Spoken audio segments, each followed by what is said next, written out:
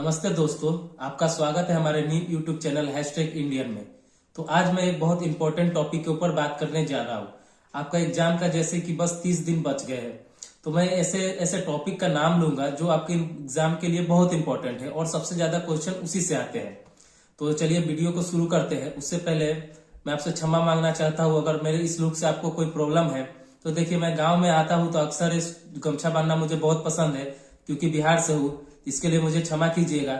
चलिए वीडियो में आगे बढ़ते हैं। तो सबसे पहले सबसे ज्यादा वेटेज लेने वाला सब्जेक्ट इंग्लिश की बात करते हैं, जो कि 40% वेटेज है उसका। तो उसमें सबसे ज्यादा इंपॉर्टेंट है आपके लिए पैसेज। देखिए, पैसेज से 4 से 5 सवाल होते हैं। पैसेज करने का तरीका क्या है? सबसे पहले क्वेश्चन को पढ़ा कीजिए। जब वो एक बार क्वेश्चन पढ़ ले तो जाइए पैसेज को पढ़िए। और एक सबसे खास बात, पैसेज में जितना लिखा रहेगा उतना ही आपको आंसर में देना है। अगर पैसेज में लिखा रहे कि राम के 3 बेटे थे, तो आपको आंसर में भी राम के 3 ही बेटे देने हैं। आप जबकि आपको पता है कि राम जी के 2 बेटे थे। नहीं, पैसेज में जितना दिया हो उतना ही इंफॉर्मेशन मेंशन उतना ही करना चाहिए। अगर आप सच में ऐसा कुछ इंफॉर्मेशन हो जो आपको पता है, जो यूनिवर्सल ट्रूथ है, फिर भी अगर पैसेज में ना दिया हो तो आपको नहीं कीजिएगा। आपका वहां गलत हो जाता है। वन ऑफ जब रहता है जैसे हु इज ट्रू फॉल्स, तो उसमें आपको जितना दिया है उतना ही करना है। इससे आप पैसेज पूरा सही कर पाएंगे। उसके बाद दूसरा सबसे बड़ा सेक्टर आता है वोकेब।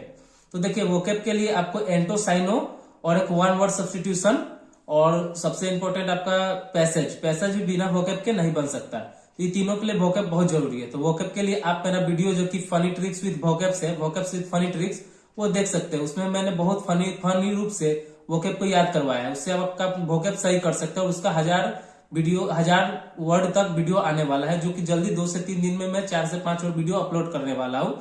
लेट होने के लिए मैं क्षमा चाहता हूँ। तो देखिए, यहाँ पे आप इंग्लिश के लिए कर सकते हैं ग्रामर सेक्शन। ग्रामर सेक्शन में आप एक बहुत बड़ा सेक्शन है, तो वहां पे सबसे पहले आप वॉइस और नरेशन कर लीजिए। देखिए, वॉइस और नरेशन से 2-3 सवाल फिक्स होते हैं। वॉइस और नरेशन एक आसान होता है, ज्यादा उसमें बड़ा चीज है नहीं। उसके बाद आपको एरर स्पॉटिंग, फिलर और सेंटेंस इंप्रूवमेंट के लिए आपको कुछ अच्छा लेवल का ग्रामर पढ़ना पड़ेगा। अगर आप पढ़े हुए हैं तो उसको रिवीजन कर लीजिए। तो चलिए, इसके बाद आते हैं हम दूसरा सबसे बड़ा वेटेज रखने वाला सब्जेक्ट रीजनिंग में, जो कि राजगा 30 मार्क्स का होता है। उसमें 12 से 14 के आसपास रीजनिंग होता है। रीजनिंग में आपको डायरेक्शन से क्वेश्चन होंगे, क्लॉक से क्वेश्चन होंगे, ऑर्डर रैंकिंग से क्वेश्चन होंगे, ब्लड रिलेशन से क्वेश्चन होंगे, सीटिंग अरेंजमेंट से क्वेश्चन होंगे। यही सब आसान चैप्टर से, कोडिंग डिकोडिंग, यही सब आसान चैप्टर से आपका सवाल होंगे।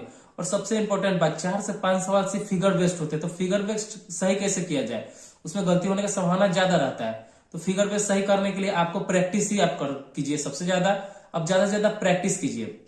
जाइए सेट बनाइए, कहीं गूगल से सर्च कीजिए, यूट्यूब से सर्च कीजिए, कहीं भी जाके आप प्रैक्टिस कीजिएगा। आपका माइंड वो डेवलप होगा वैसा क्वेश्चन करने के लिए। वो हार्ड नहीं होता, सिर्फ प्रैक्टिस की उसमें बात होती है। और कोई पढ़ने की भी चीज नहीं है। आपको आंख से देख के वहां पे जज करना है कि कौन सा सही है, कौन सा और सबसे ऑड है, इसी टाइप का। और वेन डायग्राम रहेगा, वर्ड 1 आउट रहेगा, ये सब आसान चीजें है। उसके बाद आ जाते हैं, इस तरह से आप 12 से 13 नंबर कंफर्म कर सकते हैं। और आपको रीजनिंग और मैथ में कंफर्म मार्क्स लाने हैं फुल, तभी आपका सिलेक्शन एकदम कंफर्म होगा, मेरिट में नाम आएगा। क्योंकि जीके जीएस कहां से पूछ देगा, इसका कोई भी संभावना नहीं होती है। ऐसे तो कुछ रहते हैं, स्टैटिक्स से क्वेश्चन रहते हैं, मैं आगे बताऊंगा। उसके बाद आते हैं मैथ में। मैथ में आपको अरिथमेटिक का सबसे ज्यादा चैप्टर आता है, प्रॉफिट लॉस, एचसीएफ, एलसीएम। उसके बाद डिस्टेंस, उसके बाद आपका वर्क एंड टाइम। उसके बाद यही सब आसान प्रॉफिट लॉस, यही सब आसान चैप्टर होते हैं।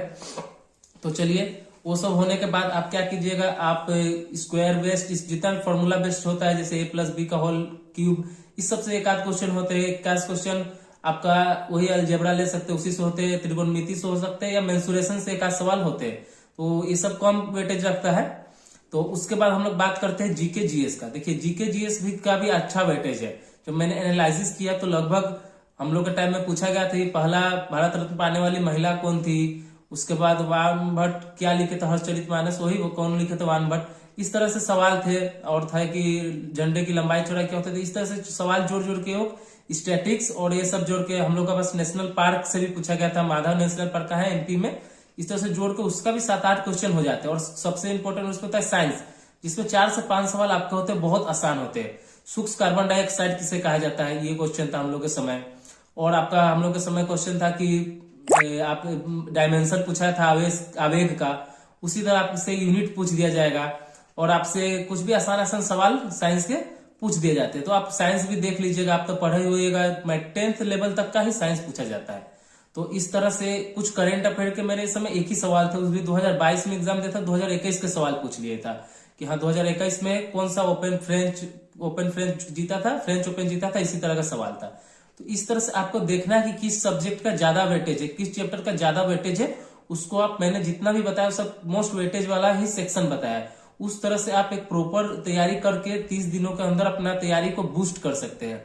अभी तक तो आपने तैयारी किया ही होगा, अगर नहीं भी किया है तो कोशिश कीजिए, आप मेन चैप्टर पढ़िए, टॉपिक पढ़िए, प्रैक्टिस को और बढ़ा दीजिए, और जो सेट देते हैं उसका एनालिसिस कीजिए, पुराने सेट में भी जाइए, उसका एनालिसिस कीजिए, ये आपके लिए बहुत ही ज्यादा हेल्पफुल रहेगा। तो मेरा तो यही भगवान से गुजारिश है कि आप सबका सिलेक्शन हो, आप सब वर्दी ले, एयरमैन बने, एयरमैन ना बने तो उसके बाद आप एफकेट क्लियर किए, फ्लाइंग ऑफिसर बनिए, एनडीए में जाइए, कहीं ना कहीं आपका बहुत अच्छा जगह सिलेक्शन होगा। सिर्फ आपका जो एग्जाम आता है उस पर आप अपना 100% दीजिए, मेहनत दीजिए, निकले ना निकले वो बाद की बात है, ठीक है। साथ में आप फिजिकल का तैयारी करते रहिए, वो उस समय आपके लिए बर्डन हो जाएगा, बोझ हो जाएगा। अब धीरे धीरे अगर फिजिकल का तैयारी करेंगे तो उस टाइम बहुत आसान होगा।